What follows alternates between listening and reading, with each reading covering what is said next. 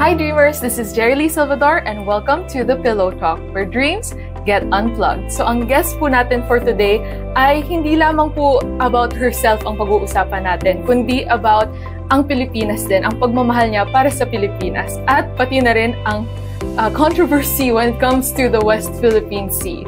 And now, let's all welcome our guest for today, the atin ito co-convener, Ms. Rafaela David. Hello po!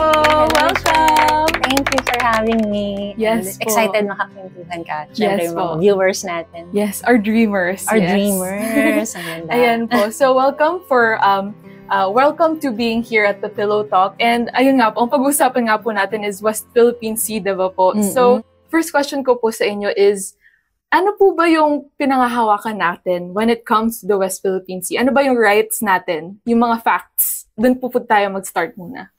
Sakto actually yung tanong mo kasi now as we are taping, bisperas actually nung pagkapanalo natin sa Permanent Court of Arbitration in The Hague, kung saan talagang naipakita, hindi lang sa Pilipinas pero sa buong mundo, na panalo ang Pilipinas doon sa contestation kung kanino ba yung West Philippine Sea o yung area ng South China Sea na nakapaloob sa ating exclusive economic zone. So we're actually celebrating a historic victory na naipanalo ng mga Pilipino at naipakita nga natin sa China na ang West Philippine Sea ay atin. Tayo yung may sovereign rights.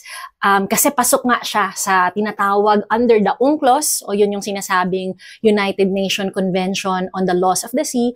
According kasi sa UNCLOS, dapat pag 200 nautical miles away from your shoreline ay ikaw yung may exclusive rights o may sovereign rights. At again, klaro, 8 years ago from July 12 ay naipanalo natin yan.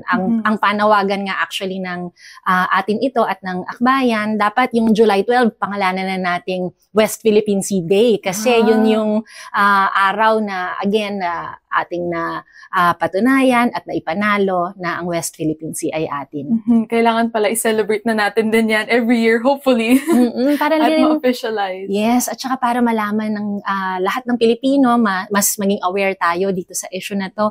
Kasi kung tutuusin, medyo recently lang natin mas nalalaman na may ganyan palang issue sa West Philippine Sea. So the more we commemorate our historic victory, the more we also appreciate yung kahalagahan ng panalo na ito. Yes po. So yung 200 nautical miles po ba, does it apply to all countries? Yes. So yun yung thing, diba? Parang it's a law for all countries. Pero, diba China has this 9-dash line situation. So parang sila yung nagka-claim nun. And what are your thoughts on it? Kasi personally po, parang feeling ko, alam niyo po yung child lang na nag-draw on a map. Tapos, yun na, scribble na. Yeah. So what are your thoughts on that po? Exactly, no? Yung UNCLOS, convention yan, batas ng global community at mga 160 nations ang pumirma dyan. Kasama ang Pilipinas, kasama ang China. Pero kahit na pumirma dyan ng China, ayaw niyang sundin yung legally binding document or convention na ito. At ayun nga, ina-assert niya na yung 9-dash line daw yung kanyang territorial borders. So, klaro naman na ito ay part ng high seas at international waters at dapat respetuhin ng China yung naging ruling nga 8 years ago. Kasi yung ruling na yon basically ang sinasabi, yung 9-dash line ng China ay walang basihan. So, lahat din tayo alam nating fictional yung kanyang drawing lang dun sa mapa nga na sinabi mo. Kaya parang yung nakaraan, baka na balitaan mo yung naging controversy sa Barbie na movie. Kasi dun sa Barbie na movie, may mapa sa likod ng global world. Tapos meron dun parang scribble, makikita mo yung 9-dash line. Kaya actually naban yung Barbie sa Vietnam. Naging issue din dito sa Pilipinas yan. Pero ang sabi nga namin, katulad ng Barbie na isang fictional movie, yung 9-dash line, fictional din siya. Hindi rin siya may pahiwati siya. Oo. At yun yung ating pinaninindigan kasi hindi lang naman yun dahil naniniwala tayong fictional yung 9-dash line, nag-ruling na yung ating global courts in our favor. And based on what you said din po, and based on the facts, bakit po natin kailangan ipaglaban kung ano yung rights natin when it comes to the West Philippine Sea? Meron akong 3K kapag nag-share kami sa mga communities namin tungkol dyan eh. Actually, 3K pero naging 4 na siya later on. Yung una talaga, kabuhayan ng ating mga mangingisda in the area na nahihirapang lumapit, lalo na halimbawa sa Scarborough Shoal or Bajo de Masinloc, also known as Panatag Shoal. So yung mga viewers natin, wag malito kasi iba-iba yung pangalan eh. Pero yung Bajo de Masinloc, traditional fishing grounds yan ng ating mga mangingisda. At actually, hindi lang mga Pilipino, mga karatig bansa. So talaga apektado yung kabuhayan ng mga Filipino fisher folk. So yun yung pinakamahalaga sa tingin ko. Yung pangalawa, syempre yung pangalawang K, yung karapatan. Kasi nga we have sovereign rights in the area. And klaro sa atin na kung tayo yung may karapatan dyan, tayo yung meron ding responsibility in taking care of it. So yung ginagawa ng China na paninira ng ating exclusive economic zone, ng ating karagatan at likas na yaman dyan, dapat nating pigilan. At yung pangatlo ay actually rooted pa sa ating kasaysayan bilang Pilipinas. Alam natin na ang kasaysayan ng Pilipinas ay kasaysayan ng mga Pilipinong tumindig laban sa mga mananakop. So in the face of a new superpower na nag-occupy ng ating teritoryo, ay klaro sa ating titindig din yung ating mga kapwa Pilipino kung ano dahil dyan sa ginagawang abuso at pambubuli ng China. Yung pang-apat na dinagdag natin, syempre para sa kinabukasan ng ating bansa, lalo na yung mga kabataan natin na sila naman yung magmamana din ng likas na yaman na kasama na dyan yung West Philippine Sea na kailangan nating i-ensure that we keep the territorial integrity ng bansa natin para dun sa mga future generations. Marami pang dahilan mula sa preserving our environment, yung ating kalikasan, at napakahalaga rin. Okay din yun. So, ang dami ko sa yan, lima na.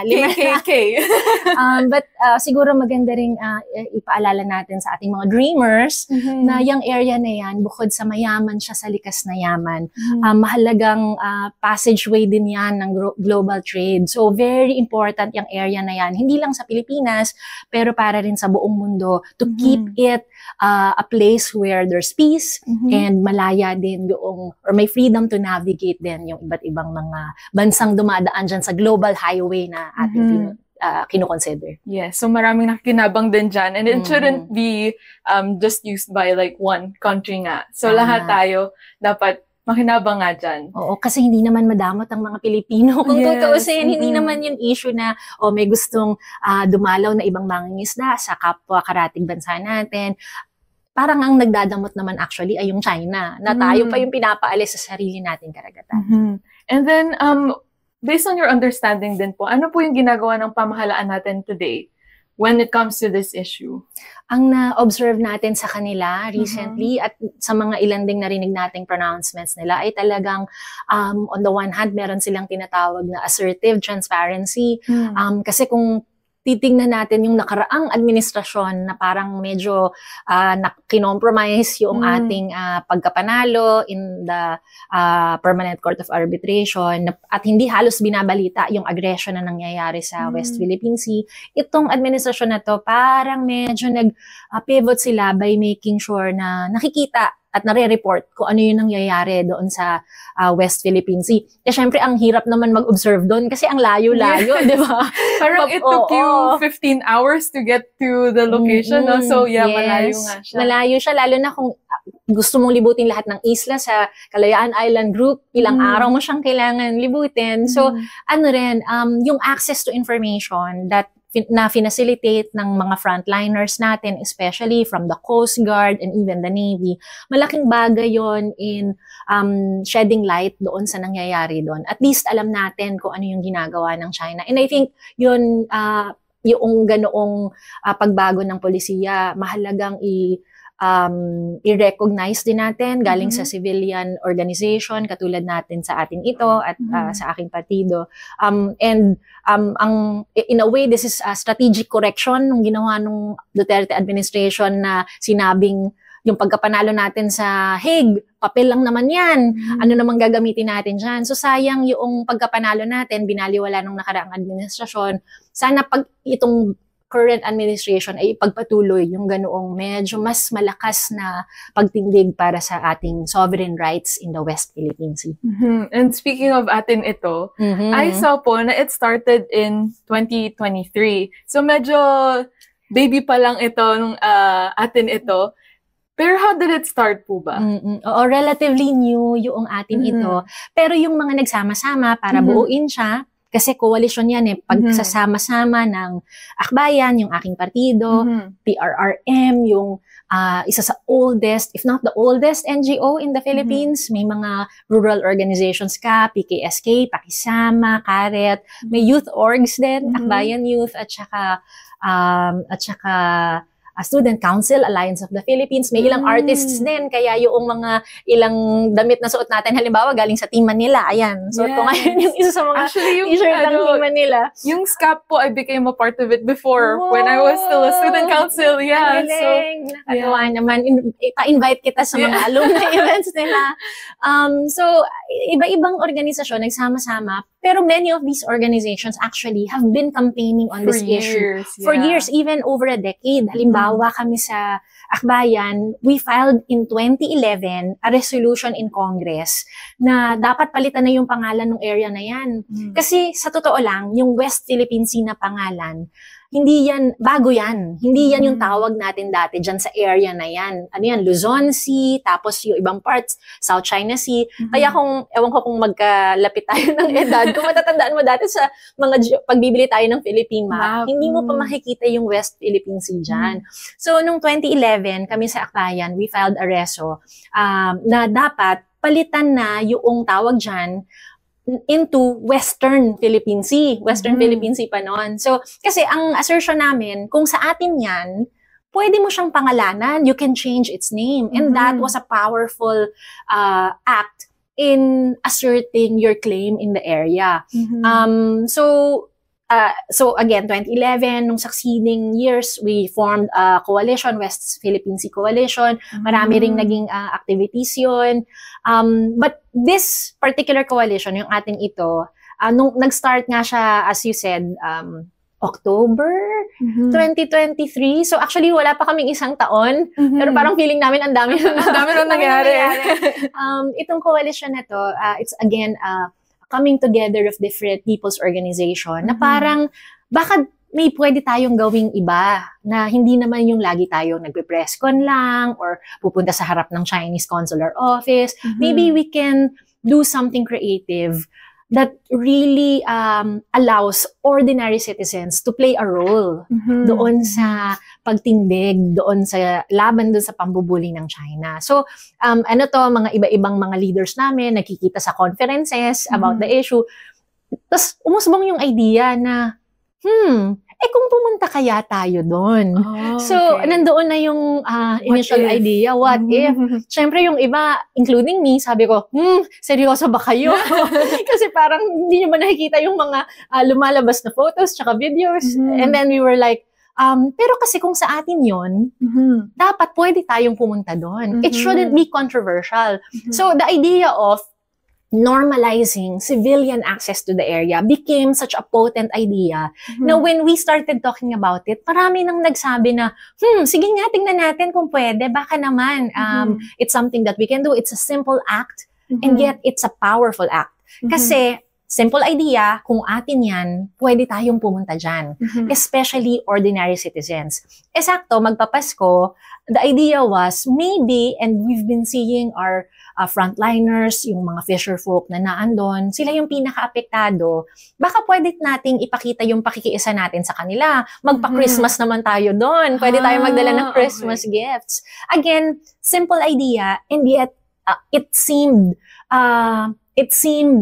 so powerful kasi it really put the civilian forces, yung mga ordinaryong mamamayan, suddenly they're the ones who can and they can be part of the campaign, and not just part of the campaign, they can also be at the front lines. Kasi na-realize din namin, in the face of military might ng China, baka hindi dapat military might yung sagot natin, baka civilian power, people power, kapangyarihan ng ordinaryong mamamayan. Kasi pinapakita natin sa kanila, ito ang itsura ng matapang na Pilipino. Yung ang dala natin, hindi yung katulad nilang nag-water cannon. Ang dala natin, regalo.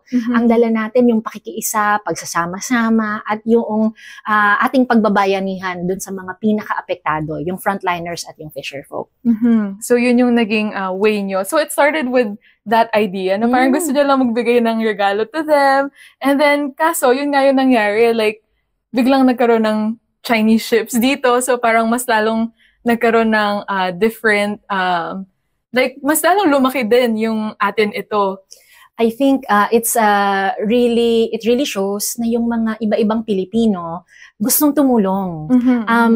Nasa Manila ka man, Mindanao, Visayas, kahit malayo ka sa West Philippine Sea, maraming Pilipino gustong mag-ambag at gustong ipakita yung pakikiisa nila. Kaya it also allowed us to in a way, it allowed ordinary Filipinos to express their support and their solidarity doon sa mga pinaka-apektado. So, ano rin kami, pleasantly surprised na yung that simple idea really caught on. Kaya nung nakaraang December, for the first time, historic, nag-civilian supply mission tayo, papunta sa Ayungin Shoal. Yung original idea nun, we wanted to go dun sa BRP Sierra Madre, yung barko na naka-park doon sa Ayungin Shoal. Kasi syempre yung mga frontliners natin doon, malayo sa pamilya nila, magpapasko. Baka kahit papano we can show them our support.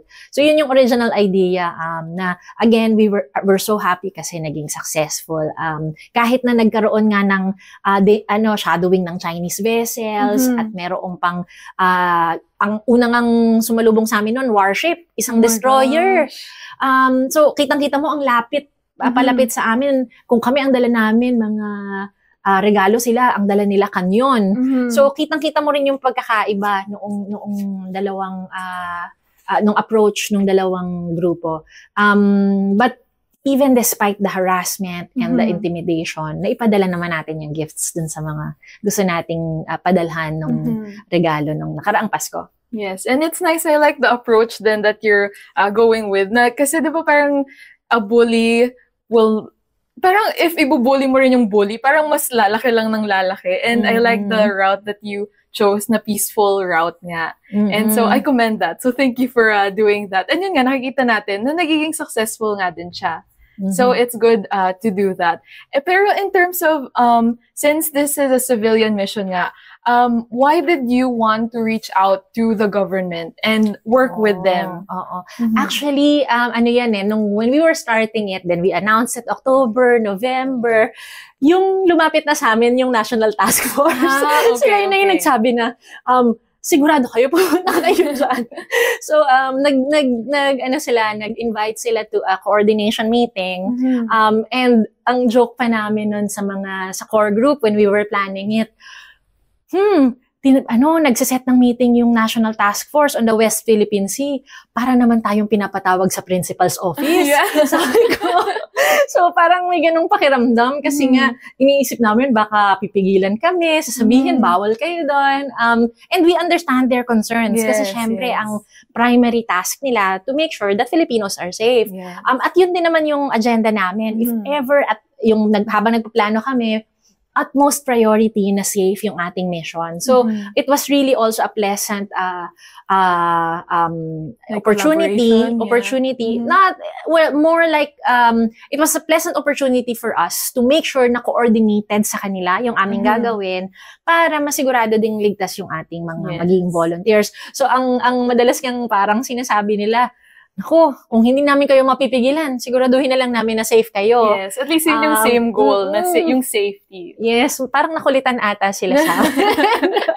Kasi syempre kami, sir, kung mahalaga kasi sa amin na, again, kung sa atin yan, dapat citizens should be able to access it. So, klaro naman sa amin yung mission namin. And I think, we were also pleasantly surprised that we found common ground at nagkaroon ng common understanding na sige, we will push through yung ruta na best para dun sa volunteers natin pero ma-achieve pa rin yung objective. And we were thankful na the Philippine Coast Guard particularly escorted us in the first civilian mission and even in the second kasi nag-second round kami nitong Mayo nakasama rin natin yung isang PCG vessel at certain points in the convoy para masiguradong ligtas yung ating convoy habang yung ibang mga Chinese vessels pinapaligiran na tayo. And can you tell us more about that experience from your perspective then? Nitong May. Sige, itong May naman tayo. Kasi nga, ang aming mission ay to regularize civilian access. Kaya after December, usap agad kami, one more time. So, we planned again starting January. Ayun, originally nga sabi namin February para Valentine's at sea. Tapos, kaso, syempre, iba rin yung preparation that we needed to put together. So, naging Easter, Easter convoy. And then, finally, we were able to conduct it last May. So, siya parang summer civilian mission. Sakto din kasi Marian month pala ang May. Meaning, we were celebrating the Virgin Mother Mary. Medyo may aspeto rin kasi na we had some religious groups, si Father Robert kasama namin. Si Mary, siya yung Stella Maris para sa mga voyagers at mangingisda. Ibig sabihin, Star of the Sea. Siya yung nagagabay daw sa kanila kapag sila ay naglalayag. So sabi namin, sakto. We felt guided. We felt guided. At saka, rin siya, Month of Fisher Folk and Farmers. So, sakto, ang dami. Ang dami, sabi namin. So, okay. So, anyway, natuloy kami nung May. I think May 15 yung day 1 namin. Pero 2 days before, or 3 days before kami maglayag, may balita na from mga commentators and analysts na China was mobilizing 44 vessels dun sa Scarborough Shoal. And according to Ray Powell, this was the largest mobilization and blockade in Scarborough Shoal that he has ever witnessed. So kami, parang papunta pa lang kami, nakaporma na dun yung mga warship, militia, Coast Guard. Yun pa lang yung official kasi ang balita may mga iba dyan na parang naka-dark, kumbaga in short, nandun pero hindi naka-on yung hindi mo ma-monitor, no? So at least 44. Ibig sabihin blockade talaga. Na gusto kaming harangan. So sa amin, klaro na parang grabe naman tong China. Yung mga kasama naming bangka, maliliit. Yung mga wooden boats talaga na pangisda, na ang kasya lang doon 1-2 tao. We're quite happy kasi 100 yung sumama sa aming fishing boats. The largest mobilization of the fisher folk community there, kaya historic din. Pero sa harap ng wooden fishing boats, ang ihaharap nila blockade. So parang ang OA naman. At saka parang ang dating tuloy sa amin, parang hindi ata kami yung natatakot. Parang China ang natatakot sa amin. So, but even with that, we knew we had to prepare. So, klaro sa amin, ano yung objectives namin. We went there firstly, conduct a peace parade, peace and solidarity regatta. Basically, ano to, parada to at sea ng 100 fishing vessels. Check naman, nagawa natin yun sa ating exclusive economic zone. Naglagay tayo ng peace and solidarity markers. Ito yung mga boya na nakasulat, West Philippine Sea, atin ito. Kasi yung China, lagay ng boya dun sa Baho de Masinloc na para hindi makapasok yung mga mangingisda natin. So tayo din naglagay ng boya na nakasulat nga yung ating mensahe para pag may dumaang Chinese vessel, mabasa nila yung ating mensahe. And syempre, yung pinakamahalagang objective, nakapagbigay ng fuel and food packs dun sa mga mangingisda in the area. Kasi yung mga mangingisda doon karamihan, matagal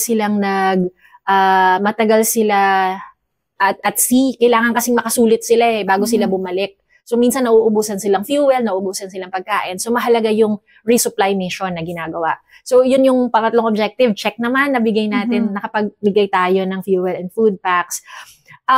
Pero again, klaro sa amin na may humaharang sa amin at a certain point. So, nung naghapon na, on our first day, nagsimula nang lumabas yung mga vessels. I think at least 3 Chinese Coast Guards yung talagang sobrang lapit sa amin. Pinagitna, sinandwich pa nga kami. Kaya yung maliliit naming bangka, talagang umaalon-alon na. So, yung mga volunteers namin, ang sabi, yung kapitan daw nila, kasi iba-ibang boats kami. Yung kapitan nila sinasabi, dito ka umupo or diyan ka umupo para mabalance yung bangka. So ganun kaliit yung bangka namin. And ganun kalakas yung vessels nung Chinese vessels, no. And then may namataan din kaming isang Navy ship. Tapos yung mga kasama naming media nung naggabi na, ang kwento nila pag tumingin ka sa langit, kita mo yung mga ilaw ng drones na sinusubukan kaming i-surveillance at saka picturean. So talagang may act of intimidation. So much so na nung kinabukasan, the first morning na nandoon kami, meron kaming fishing activities. Mangingisda yung mga volunteers natin, tsaka yung mga kasama nating mangingisda para in a way, part siya noong pakikiisa natin sa kanila to witness and also to experience how it is to be a fisher folk in the area. Habang nangingisda kami, yung Chinese Coast Guard, iniikutan kami. Sobrang lapit. Like siguro mga at least 100 meters at a certain point away from us. So talagang merong, again, intent na manakot. Nakakabilib yung volunteers natin, lalo na yung mga fisher folk, kasi parang tuloy lang, mangingisda pa rin tayo dito. May mga volunteers nga nag-swimming pa, habang yung iba nangingisda dito, yung iba nag-swimming. Tapos, again, yung Chinese Coast Guard na umiikot, okay lang, parang nasanay na rin sila. So again, even amidst the harassment, tuloy pa rin. Siguro, final note na lang on the main mission. Marami actually kwento, pero may secret mission kasi kaming ginawa na kaakibat ng convoy. So, habang yung 100 natin papunta, actually, a day before, may nauna na doon sa Baho de Masinloc. Kasi nga alam naming, naku, baka makikipagpatentero tayo dun, sa dami nila, mahirap. So, talagang klaro sa atin, kailangang dumiskarte. May naunang advance supply boat a day before na namigay na rin ng mga food packs and fuel supplies, mga 20-25 nautical miles away from Baho de Masinloc. So, naging successful din yun. Successful naman. And then, why did you choose to go the peaceful route instead of using military forces? Okay. Klaro kasi sa atin, lalo na actually nasa konstitusyon natin yan, that we actually denounce war as an instrument of foreign policy. Walang may gusto ng gera.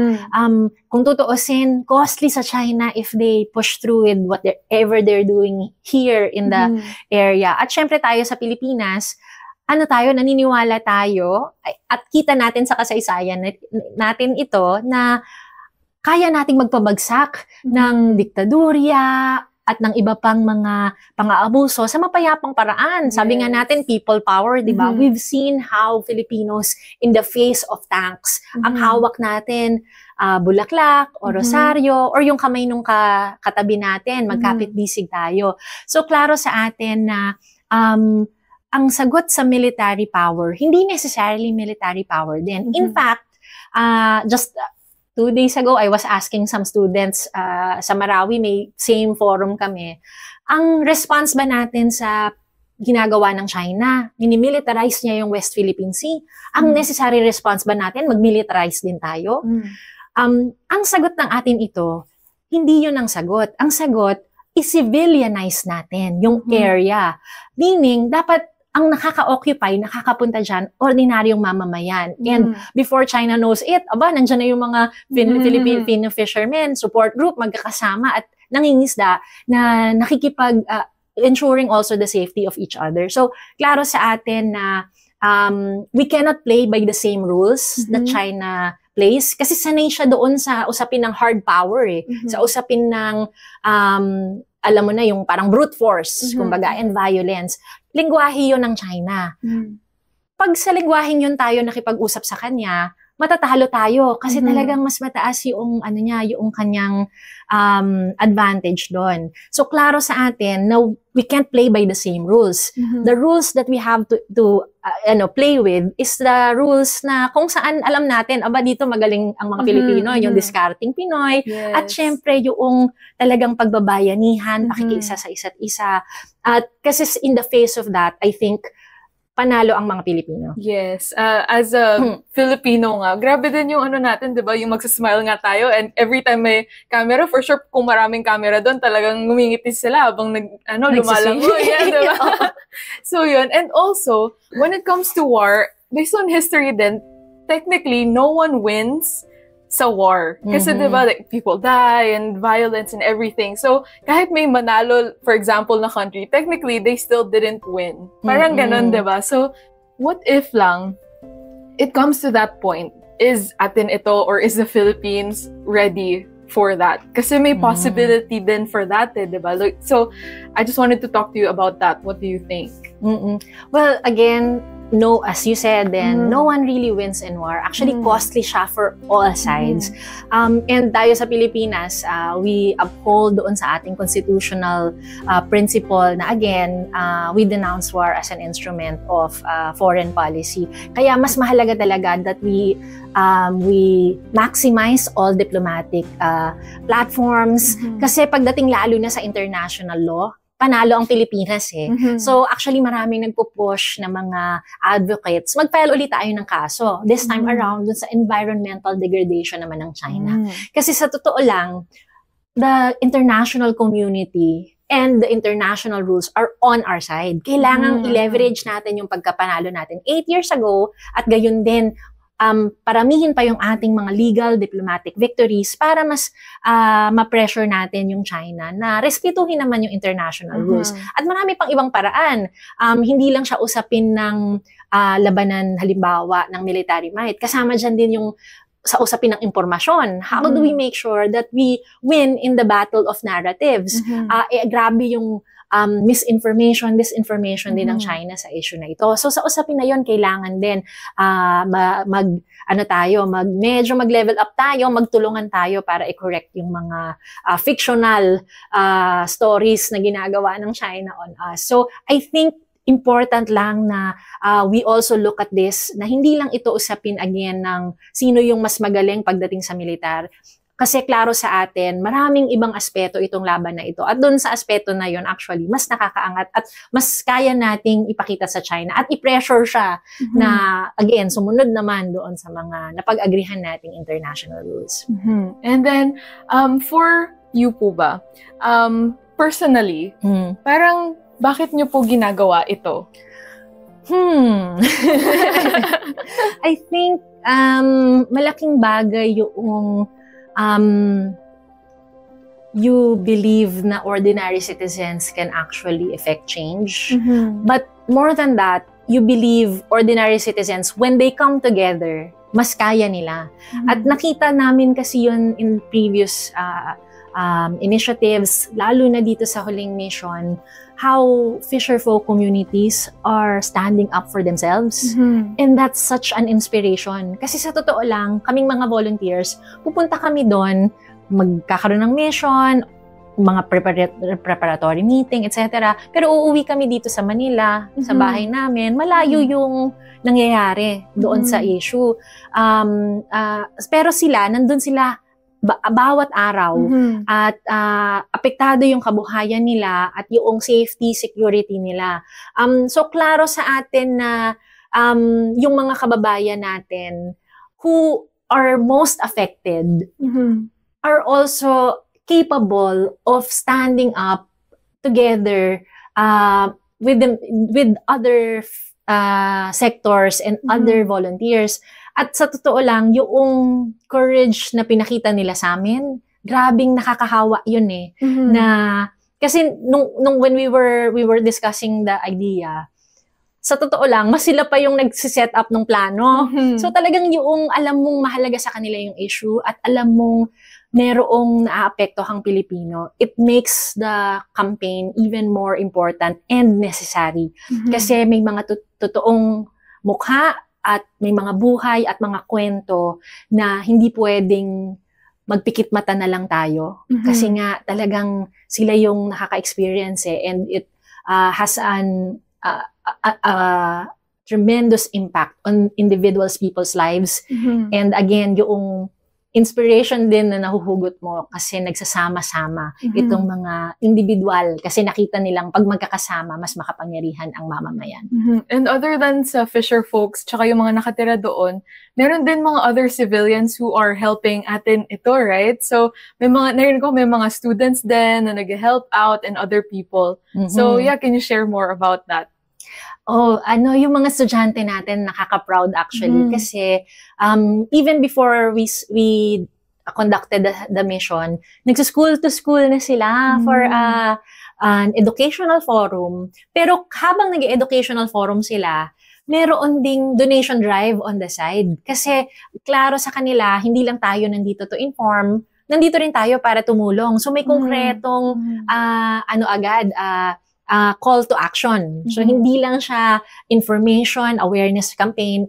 There's a concrete invitation to be part of the campaign by bringing something as simple as a pack of rice or cup noodles, lalo na pag malamig dun sa karagatan kasi masarap yung pampainit ng noodles or ng 3-in-1 coffee. Yung ganun kasimple na students can conduct those kinds of activities, sobrang nakaka-proud. Kasi nga talagang yun, sila na yung gumagawa nun. Kami na nakiki-join at nakikinood na lang kami para dun sa, kapag sila ay nag-conduct ng forum. So again, all of us can do our own and take part in this campaign. Yun nga, as civilians, we can do so much to contribute for this. And so, for you po ba, anong mabibigay niyong message sa kapwa natin mga Pilipino at saka sa pamahalaan na rin to achieve this dream of ours?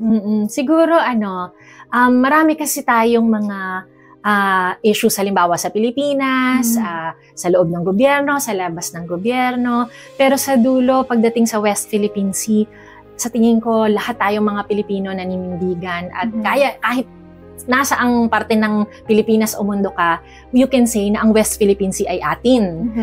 So it's a call by all Filipinos, and I think on this issue, all hands on deck tayo, magkakasama, and ipaparinig natin sa China, mas malakas yung boses natin na ipaparinig sa kanya na ang West Philippine Sea ay atin. At hopefully ay in small ways and in big ways makapag-ambag tayo at ipakita natin yung true sense ng Filipino bayanihan, yung true sense of Filipino solidarity na nagkakapit-bisig tayo, especially in the face of a bully like China. So muli, magkakasama, ano man ang edad, sektor, paniniwala sa buhay, klaro, ang West Philippine Sea ay atin. Yes, and that's it. Thank you so much, Mr. Paella, and thank you so much, Dreamers. So we will now end the conversation here, and sana achieve nga natin itong pangarap natin para sa Pilipinas. Thank you again, and good night, Dreamers! Bye! Yay!